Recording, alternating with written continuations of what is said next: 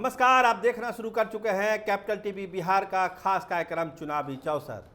चुनावी चौसर में हम बात करेंगे 2025 के विधानसभा चुनाव में चौसर पर फेंके जाने वाले मुस्लिम पत्तों की।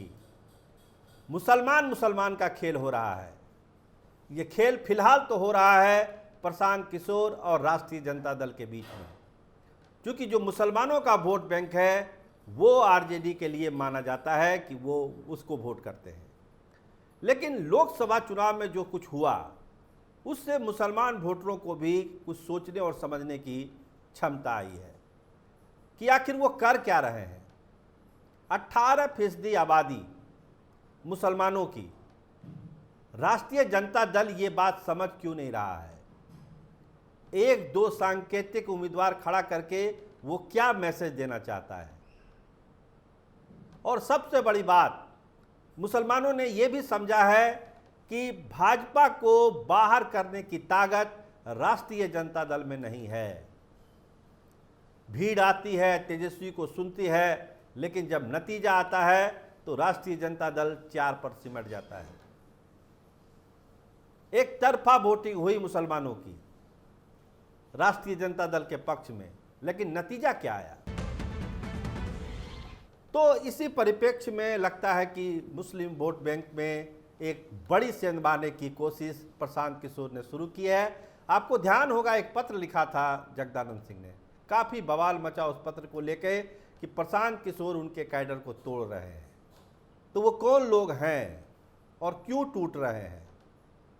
वो टूट इसलिए रहे हैं कि एक बड़ी घोषणा की है प्रशांत किशोर ने।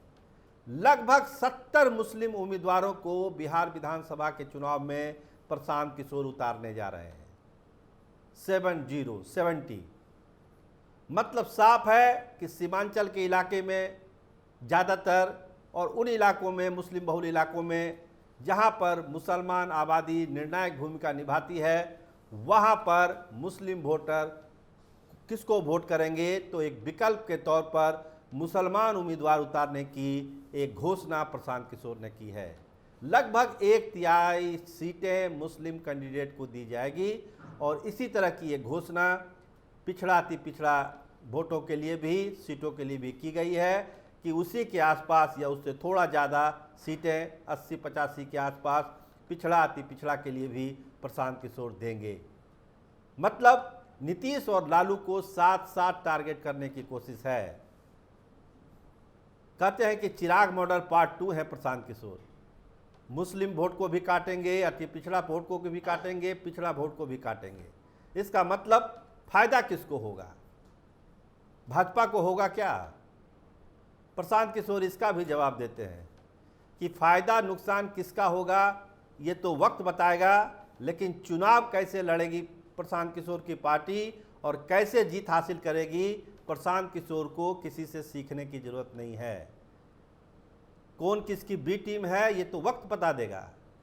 2 तारीख को औपचारिक ऐलान होना है प्रशांत किशोर की पार्टी का, और जब ये पार्टी बनेगी तो बहुत बड़े सदस्यता अभियान जो शुरू हुआ था उसका एक मुकम्मल जो है आंकड़ा उस दिन पेश किया जाएगा कि कितने इनके संस्थापक सदस्य हैं। और लोग हैरान होंगे कि इतने संस्थापक सदस्य के साथ कोई पार्टी लॉन्च भी हो सकती है क्या? तो मुसलमान वोटर जो अभी तक आरजेडी के लिए वोट करते आए हैं, आरजेडी उसको अपना गारंटर वोटर मानती है, उस पर एक बड़ी सेंधमारी की तैयारी प्रशांत किशोर ने शुरू की है। 70 मुस्लिम उम्मीदवारों को उतारा जाएगा।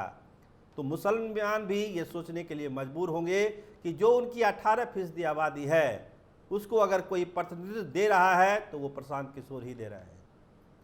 और ये धारणा कि राजद से भाजपा नहीं भागने वाली है बिहार से, इस मिथक को भी तोड़ने की कोशिश है प्रशांत किशोर के द्वारा कि राजद से नहीं हो पाएगा, आपको जनसुराज का साथ देना पड़ेगा।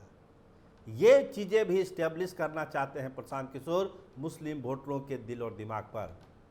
तो पूरी तैयारी है प्रशांत किशोर की तरफ से मुसलमानों को और पिछड़ा अति पिछड़ा वोटों को अपने पाले में गोलबंद करने के लिए, और इसका सीधा नुकसान नीतीश कुमार और लालू प्रसाद को होगा, ये तय मान के चलिए। तो देखिए कितना अमल कर पाते हैं प्रशांत किशोर। 2 तारीख को जब पार्टी का अनाउंसमेंट होगा, 2 अक्टूबर को बहुत सारी तस्वीरें साफ होगी। लेकिन इस ऐलान के बाद कि 70 सीटें मुसलमानों को दी जाएगी, राजद खेमे में खलबली है। जगदा बाबू तो पहले से परेशान है, देखिए आगे क्या एक्शन लेते हैं। लेकिन बिहार की सियासत में प्रशांत किशोर का असर अब दिखने लगा है, इतना तो तय है। आप देखते रहिए कैपिटल टीवी बिहार। आपका बहुत धन्यवाद, आपका बहुत शुक्रिया।